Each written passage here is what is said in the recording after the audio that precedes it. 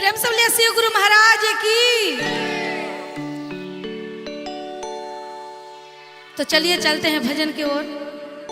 रोजे रोजे राउर हम चर्चा में आईनी हो, हे शिवा गुरु चर्चा में आईनी हो, हे शिवा गुरु का जोरी मांगी इहे वरदान से नुरवा मोर सलामत रखी हो, हे शिवा गुरु का जोरी मांगी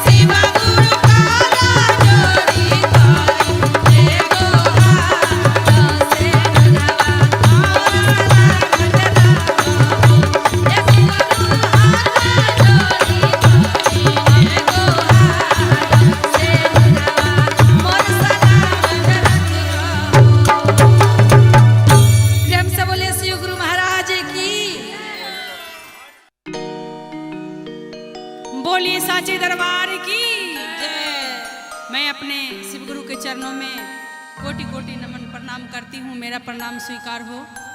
और जितने भी श्रोतागण हैं सभी को सादर प्रणाम करती हूँ। मेरा प्रणाम स्वीकार करें और अपना प्यारा आशीर्वाद बनाए रखें।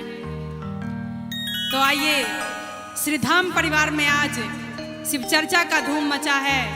तो आइए हम कविता झा आपके लिए शिव चर्चा और उसमें एक बहुत प्यारा सुंदर सा भजन लेके आए हैं। तो क्या कहते हैं सुधा दीदी? बोलिए दीदी। एक जानी थी, वो बेचारी बचपन से ही शिव चर्चा में जात रही और जब उनके शादी हुआ तो ससुराल में जब ससुराल आई तो ससुराल के लोग जैसे उनके सासू जी हो गए, पतिदेव हो गए, ननद जी हो गए, जेठानी देवरानी, वो लोग जेठानी जी हो गए, ये लोग शिव चर्चा का नाम निशान भी नहीं जानती थी। वो बेचारी फिर भी अपना 3 घंटा का शिव चर्चा करती थी, गुरु का आसन लगा के, भोग लगा के और शिव चर्चा किया करती थी। और मन में सोचती थी कि हे शिव गुरु, जैसे आप मुझे अपना दीवाना बना लिए, मैं आपकी दीवानी हो गई, शिव चर्चा में लीन हो गई। ऐसा ही कृपया कर देना कि मेरे परिवार के लोग भी आपका ही गुणगान करें, ताकि मेरा शिव चर्चा का शक्ति और भक्ति और बढ़ता जाए। फिर पड़ोस में ही किसी के घर में शिव चर्चा का आयोजन रखा गया था। अब वहाँ पे ये अब इनकी सासू माँ खाना बना रही हैं, पतिदेव अपना बैठे हुए हैं और जेठानी झाड़ू लगा रही है। वो बेचारी नहा धो करके अच्छे से पूजा पाठ करके और नमः शिवाय का चुंदरी था उसके पास, ओढ़ करके निकली और कह रही है कि मैं जा रही हूँ शिव चर्चा में। तो उनके पतिदेव क्या कह रहे हैं, आइए हम आपको भजन के माध्यम से बताते हैं। ओढ़ ले ली नमः शिवाय के चदरिया हो, हम शिव चर्चा करे चलली। ओढ़ ले ली नमः शिवाय के चदरिया हो, हम शिव चर्चा करे चलली। अरे ओढ़ ले ली नमः शिवाय के चदरिया हो, हम शिव चर्चा करे चलनी। चर्चा करे चलली हो, चर्चा करे चलली। चर्चा करे चलनी हो,